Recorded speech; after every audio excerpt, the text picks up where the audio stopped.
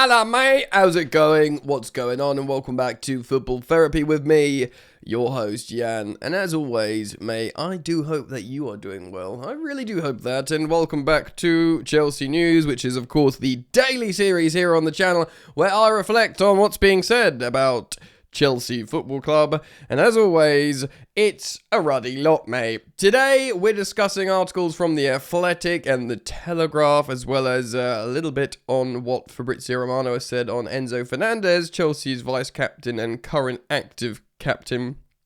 Will he stay or will he go? Of course, tapping the Chelsea badge after scoring the winner at Wembley in the FA Cup semi-final. I think he does like being at Chelsea. I think he does probably want more money, but apparently he's sort of fed up, and the next managerial appointment will be crucial to whether the Argentinian World Cup and Club World Cup winner will stay at Chelsea. We, of course, are going to talk managers a little bit on the players that keep getting thrown around. There's not been so much Oli Glasner, but of course there's been a bit of Marco Silva, which doesn't necessarily get my juices flowing. And Darren Iraola, which is a really hot managerial prospect that makes players better. But it's not all good. We'll get into that as well. And of course, very, very intriguing, Chelsea have made contact with the representatives of Xabi Alonso, which would be my personal choice for Chelsea's next head coach. I think he has star quality. He did immense, incredible work at Bayer Leverkusen, one game away from an invincible treble. Of course, and just because he got eaten up by Real Madrid doesn't really say much bad, for me. And of course, it won't be referenced in the article that I'm speaking about, but Cesc Fabregas would be a huge fan favourite and a positive, probably up there with Xabi Alonso for many Chelsea fans. I will be referencing stuff that I heard being spoken about on today's Athletic Football podcast. It might have been published yesterday. The Chelsea correspondent Liam Twomey was on there. You had James Horncastle and others speaking about candidates for Chelsea. And also, we are going to speak about Anthony Gordon. Remember, Thomas Tuchel was desperate to sign Anthony Gordon? Well, he's back on the market. It doesn't surprise me. He wants to leave Newcastle. They've been awful this season. He wants to play at the top level. He's an ambitious young player. And apparently Arsenal, Bayern Munich and Chelsea. So the big clubs are back for the young man, for the England international. Divides opinion, but we're going to get into it. So strap yourselves in. Let's start off with Anthony Gordon, shall we? Ping! Here it is. The article on The Athletic, Anthony Gordon's Newcastle future, what we're hearing about Chelsea, Bayern Munich, and Arsenal interest. Like I said, it's not the first time in Histoire he's been linked to Chelsea Football Club. Tuchel was really, really keen on signing him. I think Thomas Tuchel actually wanted to sign him as a left wing back, which actually, if he would have been interested in playing that role, probably wouldn't have been the worst thing in the world, because he's so explosive and dynamic, getting up and down that left flank, and of course he's a goal threat. He's tenacious, isn't he? He's nothing but... He's got a goal in him, but he's tenacious. He scores loads of Champions League goals this season. To be honest, in terms of increasing his own profile this season, he's done himself lots of favours. Maybe, not wanting to play with Newcastle might look like he's not committed. But, it was only Mbappe who's got more Champions League goals than him this season or something. So look, let's just find out what's going on with Newcastle, and then we'll talk about the Chelsea segment on this article here. So a summer exit is likely for Anthony Gordon. Momentum is gathering around a sale for the England international, with Bayern Munich and Chelsea among the 25-year-old's potential suitors, already scarred by the acrimonious defection of Alexander Isak to Liverpool last summer. Some Newcastle fans are questioning why their club would seriously consider selling their top goal scorer across all competitions. Of course, they bought Voltemade and Visser, who've both probably struggled. Newcastle's leadership stressed they need to normalise the sale of players. That's not been certainly the absolute Alexander Isak circus. They're saying for months that he was not leaving, that he's not leaving, only to sell him. Didn't really serve anyone in the end. I mean, I know they got loads of money, but They didn't properly replace him at the time. He never really got going at Liverpool. Kind of just failed everyone. The impression of many sources within transfer circles, who, like everyone speaking to this article, remain anonymous, yada yada yada, is that Newcastle are receptive to selling Gordon. More so than Sandro Tonali, Tino Livramento, Chelsea youngster, or Bruno Guimaraes. I don't know about Tonali. I know Man United really like him. I think Guimaraes might be interested in a move. It's going to be that point when they'll be annoyed that other guys are allowed to be sold. Why is he allowed to leave? Why can't I leave? Newcastle expect to make a substantial profit on the £40 million plus £5 million add-ons. What do you have made those add-ons? 45 million quid. Yeah, like, I think they wanted 50 million when Tuchel asked for him. What was it? Everton, wasn't he? And Chelsea fans were like, "Oh my God, Thomas Tuchel has lost. He's lost his mind. He wants to spend £50 million on Everton's Anthony Gordon. He's proven to be a very useful player. If they're looking to make a sizable profit on that, what's that? 70 million, 80 million pounds? Immediately, you're saying to me, Jan, do you want to sign Anthony Gordon for 80 million pounds? Let's take a deep breath together. No. I do not want that. No. Thank you. Gordon has scored 17 goals this season. Yeah, 10 in the Champions League. And while this is his best goal-scoring season, only 6 of them have come in the Premier League. In short, the domestic performances have been inconsistent. I mean, it's nothing wrong with scoring 10 Champions League goals, though. That is nice. I mean, also, we are living in a world at Chelsea where the left wing isn't being very productive. You know, Gordon loves a goal. He works hard. He probably would be a sensible signing. It goes into this segment about Bayern Munich. Is Bayern Munich's interest genuine? Yes. Bayern Munich want to sign Anthony Gordon. We don't really care about them, but it just shows you that, you know, it's serious. Excuse me. But we are reading, we're going to read now about the Chelsea segment, as you can see here. Chelsea, could that happen? So let's get into that. Chelsea are interested in signing Gordon with any potential transfer not believed to be dependent on Chelsea qualifying for next season's Champions League. Well, there's your briefing to The Athletic, because there is an almost 100% chance we won't get Champions League unless we somehow win every game, finish 6th, and Villa do us the favour of winning the Europa League and finishing 5th, and all the permutations we need to qualify embarrassingly for the Champions League. Chelsea are keen on the player, just as they were back in 2022, the Thomas Tuchel desire, of course, when they were interested in signing him from Everton, but have other priorities in the near term. They are trying to finish the season strongly after a poor run of results that, of course, ended up costing Liam Rosenior his job. And their primary focus is on finding a new head coach. Of course, more on that in a moment. However, a list of targets have been drawn up and they have identified Premier League ready players as a priority. I mean, he is a Premier League ready player, you'd have to say, for their recruitment this summer. According to sources, they want players with top league experience. Oh yeah, because they've done this self-reflection, right, gang? They're changing their web. Babe, I can change.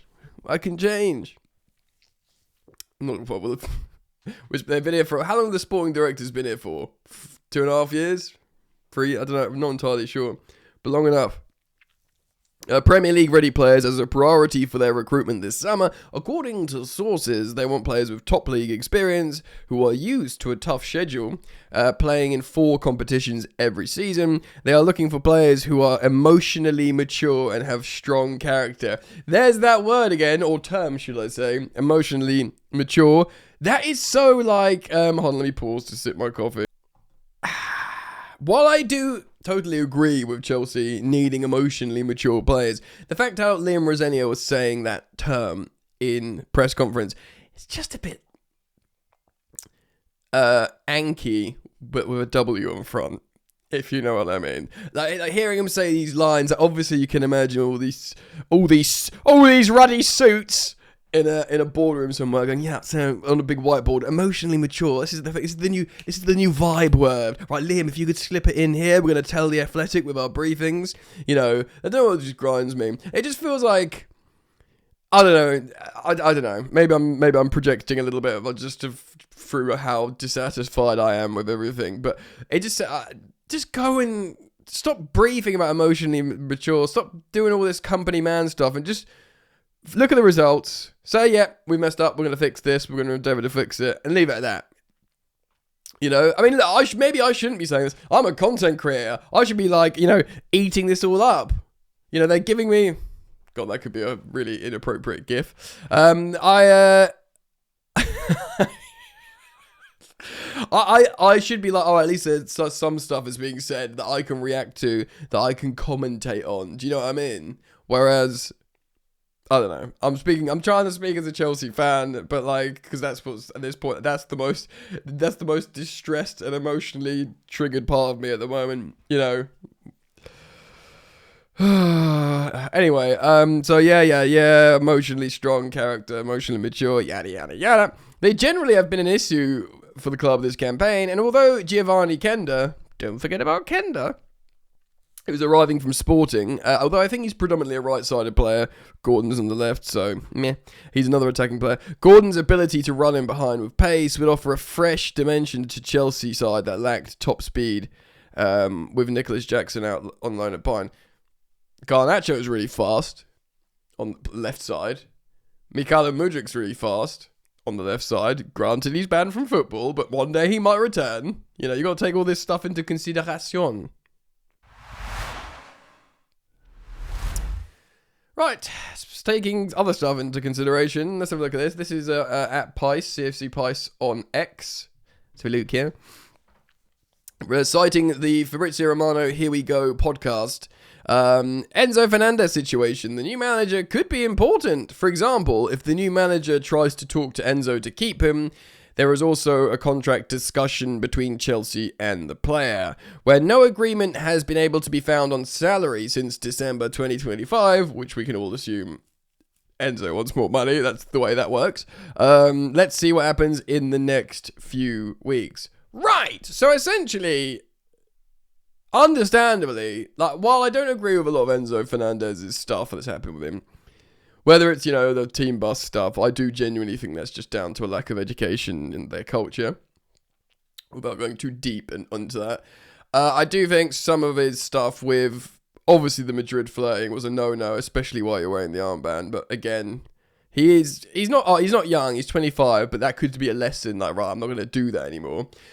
But he is a warrior, he's a contender, he's a winner, and he's, he divides opinion, but many of you will say he's a world-class player. Some of you will say, he's not worth the hassle in terms of we can find a goal-scoring box crasher or someone who can do this, that, and the other. I mean, I think actually, as the more time he spent at Chelsea, we've worked him out more and more, and he's worked himself out in the league more and more, and I actually think he can continually put out high numbers. Not like, Cole Palmer, informed Cole Palmer, or say like a Bruno Fernandes at Man United, who's like 30 nowadays.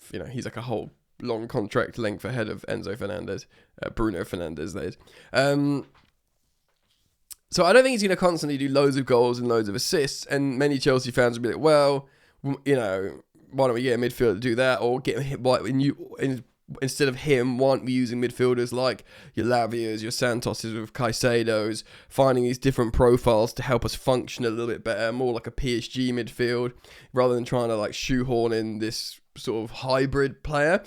And that may be true in Enzo Fernandez. He's never going to get all the goals and assists of a Bruno Fernandes. He's never going to be as a kind of regista footballer that you build a midfield around, like a Vitinha. Do you know what I mean? Or something like that. So why are we accommodating him so much? I think he's worth accommodating because he will consistently put goals and assists. He's combative and he's a warrior. You want to talk about, the collective weak, fragile mentality and lack of maturity. I think that's a problem. I think with him a little bit as well. But I also think he's just a born winner, and there's something Chelsea about that. I think he's worth keeping. I won't, if he wants to go, I won't cry for him. See you later, mate. Do you know what I mean? I'd probably be more like, genuinely, I'd probably be more irritated. This might be a controversial thing, but maybe it's more of a Chelsea academy. If someone like Levi Colwill said, I don't want to do this, I want to leave Chelsea.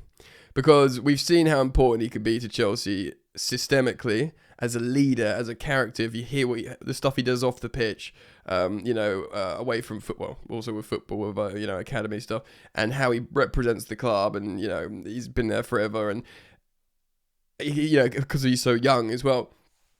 I'd probably, and you might be like, yeah, and he's done his ACL, he's not played football for ages, Enzo's wearing the captain's armband. But, if Enzo wants to go, he's career driven. If someone like a Levi Colwill, I'd be like more gutted, because I think long term Levi could just be so important for Chelsea. But I'd keep Enzo. If you said to me, choice, Jan, pick one, I'd say I'd keep Enzo Fernandez. Well, not if you want like 300k a week, but if you can make it work, then make it work. And if that comes down to, what Romano's inferring here, you need to get like a new manager in to convince him, then hopefully that will happen. Looking at the comments now, people talking about like how he was kissing the Benfica badge a few months in and still jumped at the chance to join Chelsea. So you never really know with Enzo. Right, let me just prepare this next article. Right, so we are going to talk managers. This is on, yesterday, many of you may have seen it on The Telegraph. Matt Law, Andoni Iraola Silva and Xabi Alonso among contenders for the Chelsea managerial vacancy. Ooh, now there's plenty to get into, of course. Right, so let's read this. We'll talk about the managers, maybe a couple that aren't mentioned here as well. Andoni Iraola, Marco Silva, and Xabi Alonso, which many Chelsea fans are excited over, are among the managers Chelsea will make checks on, as they do work to identify a preferred candidate to permanently replace Liam Rosenior, as head coach. Chelsea are in the early stages of working towards finding the right man to replace Rosenior, the man to age, and the several names are said to be under consideration, more than these three in question here, of course. Among them are Iraola, Silva, and Alonso. So, this has been briefed to Matt Law of The Telegraph, and this is why people are getting a bit more excited, because Xabi Alonso, like I said at the top of the content, he is my pick. Who may be a bit available at the end of the season. Iraola has confirmed he will leave Bournemouth. Silva is yet to sign a new contract with Fulham. And Alonso, of course, has been out of work since being sacked by Real Madrid. Of course, Oli Glasner is another available in the summer. Contact with representatives will be made to determine the plans of the aforementioned trio and others as well, gang, at this stage. So for those of you who are calling out your candidate, maybe being considered, it will help shape whether those coaches are given more consideration. Iraola and Alonso share the same representation, which is very interesting. So I imagine Chelsea having a lot of conversations with that representation, that agency, Iraola and Alonso. I'll tell you my more detailed thoughts and what I heard on that podcast today in just a moment. The process is being led by Chelsea's sporting knobheads, my words, who will report their findings and recommendations to the club's owners, Behdad Eghbali. Oh, it's the club's owners. Okay, yeah. Co-owner Behdad Eghbali was at the FA Cup semi-final victory. Yay. Telegraph Sport first reported that Chelsea are planning to change their recent strategy after sacking Rosenior and appoint a successor with top-level experience. The self-reflections there. Players with top-level emotional experience, manager experience. We're changing the way we do things, guys. We've messed up. Yeah. Yep. Top-level experience. Iraola and Silva, and let's just say Glasner as well, because he's been mentioned, have managed in the Premier League and top overseas league, while Alonso has top-level experience with Leverkusen and Madrid. There are believed to be other, so far unnamed candidates Chelsea are considering, and the club are ready to take their time with an appointment with Callum McFarlane for interim control. McFarlane guided Chelsea to yada yada yada, Brighton yada yada yada, it's gone, okay, fine. Right. So let's go through some candidates here. Yeah, I'm gonna, like I said, I'd recommend you guys check out that Athletic Football podcast talking about the Chelsea managerial situation. Let's start at the less exciting end of the spectrum, and I'll start with Marco Silva. Now, Marco Silva has a wealth of Premier League managerial experience.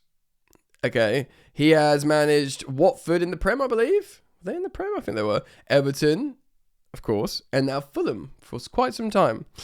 And he's proven himself to play well against sort of top tier opposition, you know. But for me, he's just, and you could say he had an opportunity when Everton was sort of bigger and better than they sort of were. They went up and down, up and down. For me, he's a character that might demand respect, and is obviously multilingual. He almost certainly would be an upgrade on Rosenior, obviously, as much as I would love to Rosenior to work out for him, and I do feel bad.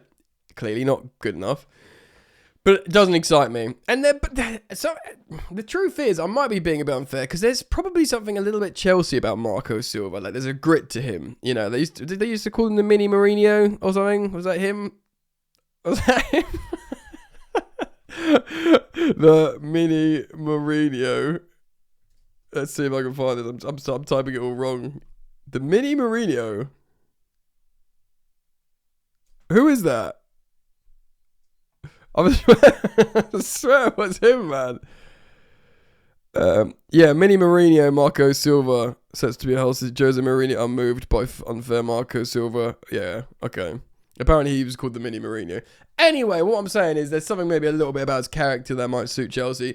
Doesn't really move me. Now, Ollie Glasner is another one of the middle class. Of course, he has won the FA Cup against Man City. He might win the Conference League with Palace, who will be the Crystal Palace's greatest ever manager. He, of course, also won the Europa League with Frankfurt. Like, these are genuine, you know, achievements for the clubs he's managing. They're huge achievements. So you'd think he can always perform. And he's a big character. Definitely not a yes man. But again, doesn't really excite me. I don't necessarily need a young guy, but there's something, I'd find it very difficult to get excited out of Ollie Glasner and Marco Silva. The third, of course, is one of the favourites, Andoni Iraola. These are the three probable free agents, because Silva hasn't extended. Premier League middle-class managers available. The one that is the most exciting for people would be Andoni Iraola, because if you look at his career, he's always improved players to the point where they go and get sold, and, you know, for big money. Like, even just his Bournemouth team recently, like Kirkes goes to Liverpool, what's his name? Howson goes to Real Madrid, friggin'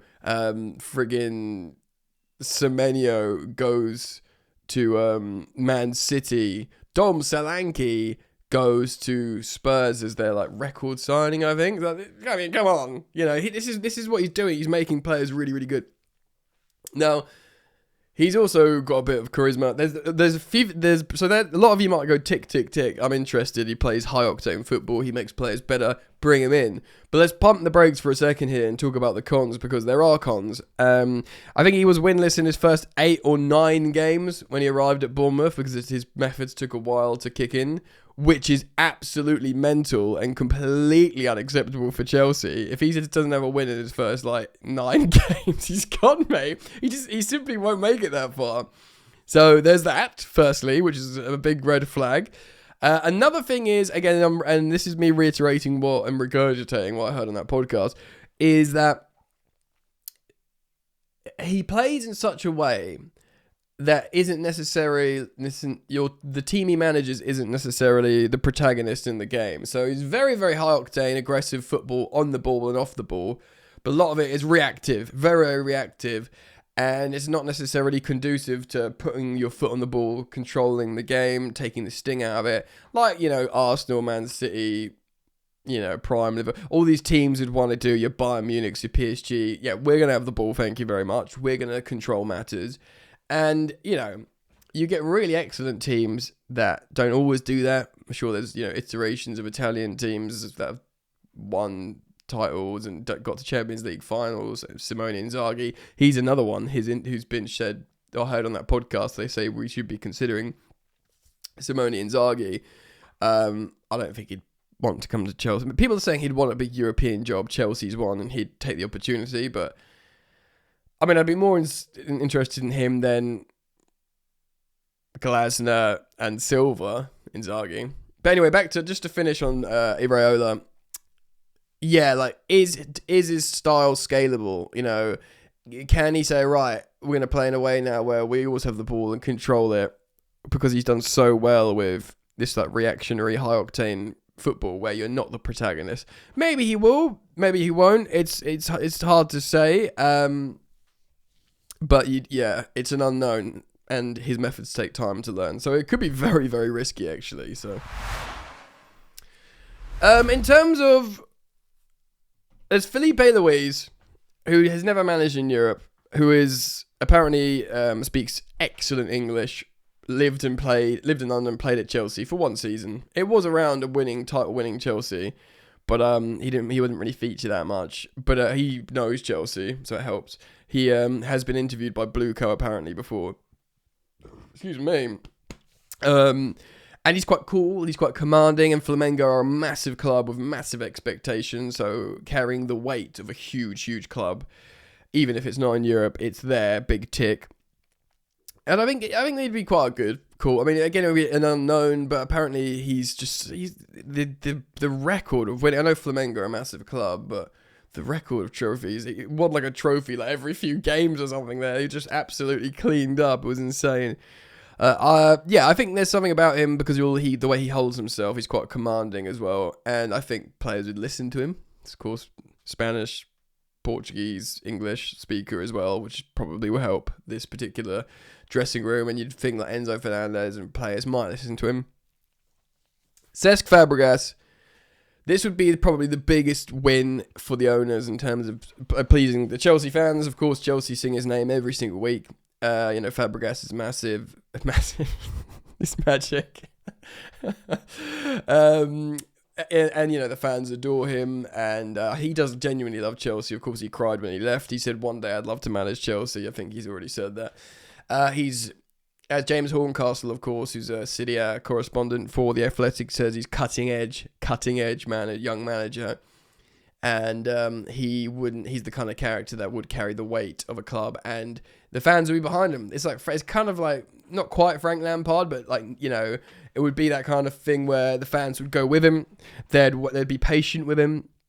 It'd be a huge win for the owners. He's a highly desirable young coach, but is it too soon? Like I said, he played for Como. He managed Como. He's a part owner of Como. They're doing really well. And he knows he's a hot asset, and there's going to be a job for him. I think the way they described it on this podcast I was listening to is he can choose when to go to a club, not the likes of Graham Potter or Rosinia that don't have a choice. They have to come to Chelsea when asked. Even like Lampard the first time round, Cesc isn't in that position. Cesc is like, I'll go when I want to. Do you know what I mean? And similarly, you could say the same with Xabi Alonso, who is my preferred pick purely because of the profile of player he is. Player and manager he was. I do think player is important because I think you need the respect of your Enzo Fernandez's, all these players in the squad, and Cole Palmer's, and I think they look at a Fabregas or a Xabi Alonso and they go, all right, I'm listening, mate. You speak, I listen. Xabi Alonso, I think his body of work at Leverkusen with the players he had and what he did, and had that experience, a learning experience at Real Madrid, I think he'd be an excellent candidate. But, for me, of course, neither of them have managed in the Premier League, but Fabregas or Alonso would be just the most dopamine-inducing appointments. I think at least with Fabregas, of course, he knows the Prem and he played in it for years. He's won Premier League titles. Of course, he speaks English fluently. I think it would be very exciting. But we'll see what happens. He was asked about it, but he didn't he didn't dismiss it. He was just sort of like, yeah, whatever. We'll see what happens. I think the briefing was, if Chelsea could convince Cesc to come, the Como big dogs wouldn't prevent him from coming, but they'd probably feel quite confident that they could convince him to stay right now. So there you go, a big old ding-dong of some content today. Thank you for joining me. If you're on YouTube, thank you for liking and subscribing and dropping those hype points down in the bottom right-hand side of your screen when you swipe the comments over. And I'm very grateful for all of you who go over to your podcast platforms, your preferred podcast platforms, and give me a 5-star rating and a follow. If you've got the time, I'll be most grateful. Simply search Football Therapy Podcast on there, and you can find it, my friends. But yeah, man, other than that, keep yourself locked into Football Therapy, and I hope to see you guys back here very soon. Peace.